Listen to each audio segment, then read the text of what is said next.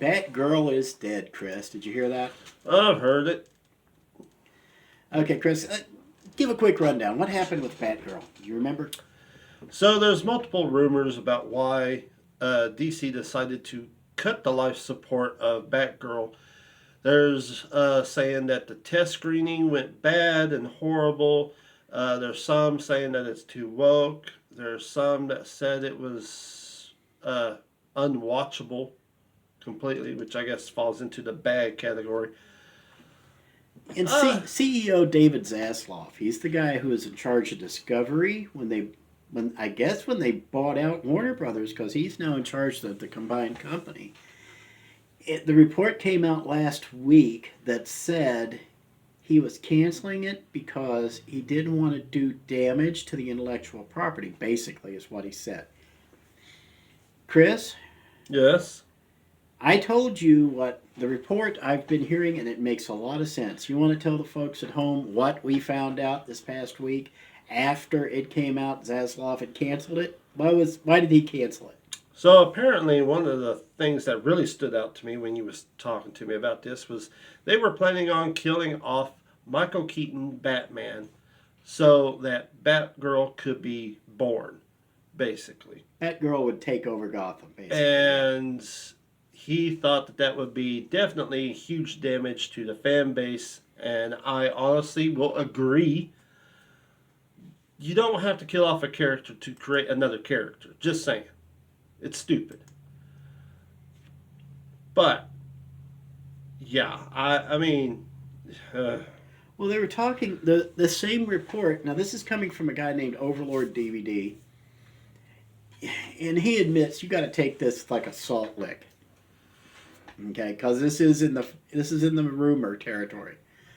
But it makes perfect sense. Like I said, Zaslav was talking about this would do irreparable damage to the brand. He didn't want to see it done because, according to what we're hearing, we know Marvel's going to suck wind for the next, Zaslav thinks, for the next decade. 10 years, he thinks, DC has the opportunity. We've actually made this call. I said Marvel would start to suck and DC would get better. Yeah, we made this we made that call like a year or two ago. Okay, we're seeing it come true. When they announced Phase 4, 2 or 3 years ago, we made that call. And this is the time for DC to strike. You know, it's like Zaslav believes that Black Panther will be Marvel's last hurrah for about the next decade until they can recast Captain America, Iron Man, Thor. And let's not even kid ourselves. Nobody cares about the Hulk. So until they can recast the core members that people actually care about, then... Yeah. So he sees this. He figures it'll take Disney 10 years to pull their Mickey Mouse ears out of their Mickey Mouse rump. And they'll be able to... And this is time for Warner Brothers to strike while the iron is hot and really... get some use out of their DC characters. Because, let's face it, when it comes to Hollywood, and this has been true since the 70s, DC is the gold standard. Okay? Yeah. DC has the stuff... When people hear Superman, they think Christopher Reeve, and they think big blockbuster movie. Okay? Superman is movie making. Okay? Iron Man was popcorn, okay? Superman with Christopher Reeve, 1977, was caviar. That's the perception some people have. Now, most people have. Batman with Michael Keaton, everybody rolled their eyes at first until they saw it, and they were like, caviar. This is filet mignon.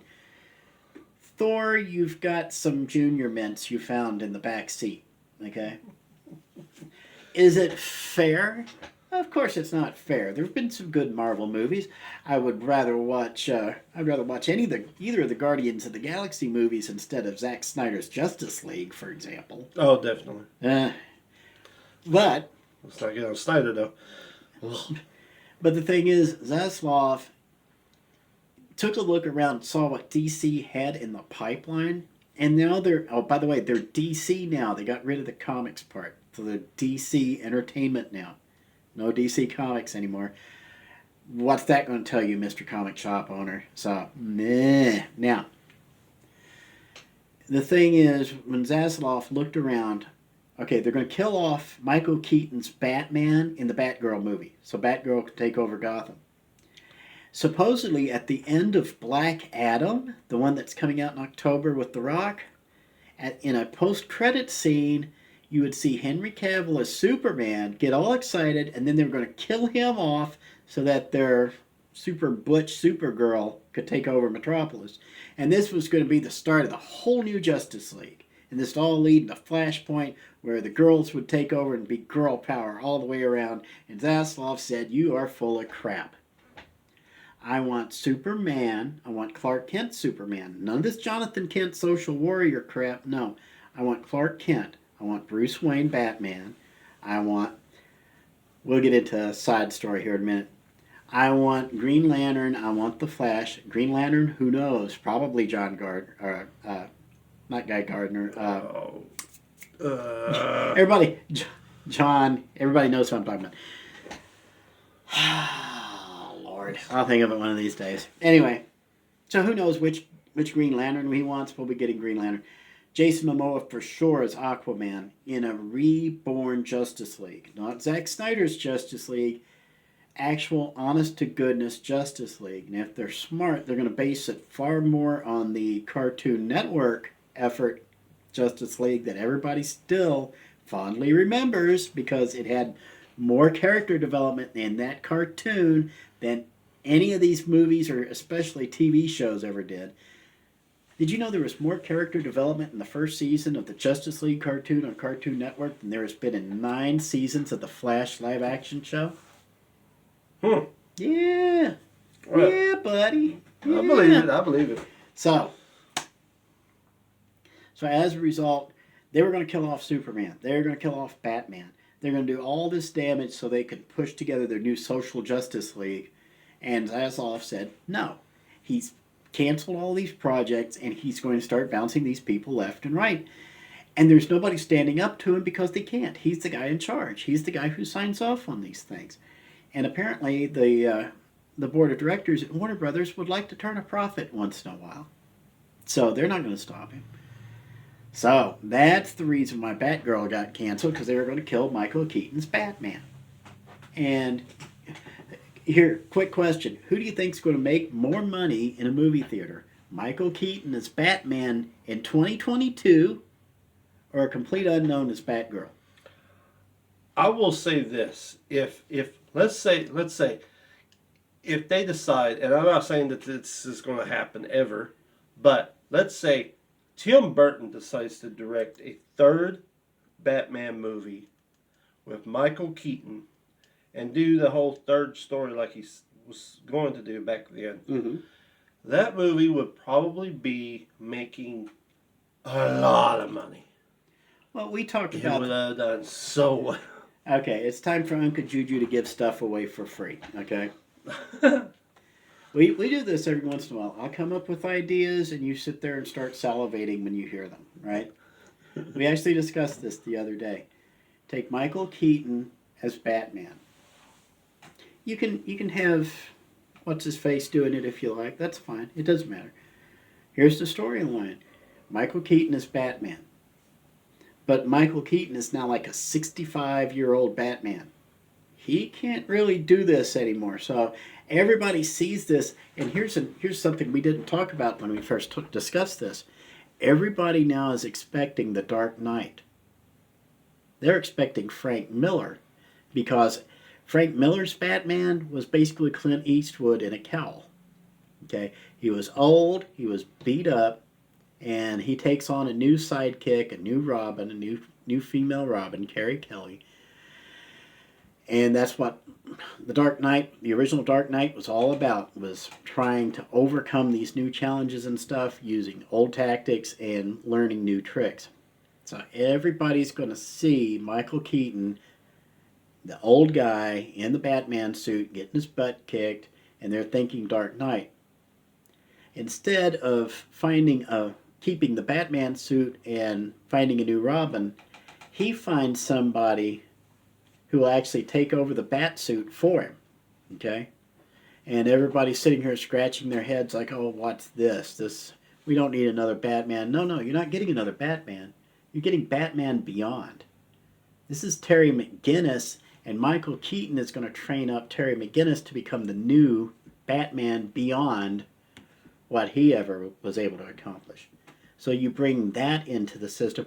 Now all of a sudden you have a whole new universe set in the future with the older actors from the DC universe who are able to sit there in the future and keep up with that track. And now you have an original universe with the younger actors like The Rock and Zachary Levi and all these other guys who are sitting there being contemporary superheroes. So now you got two universes going at the same time, and you throw everybody for a curve because they thought you were redoing The Dark Knight again.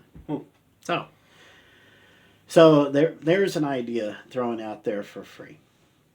So, and like I said, we still got Black Adam coming out. We still got Shazam 2 coming out. I'm actually interested in seeing both of them.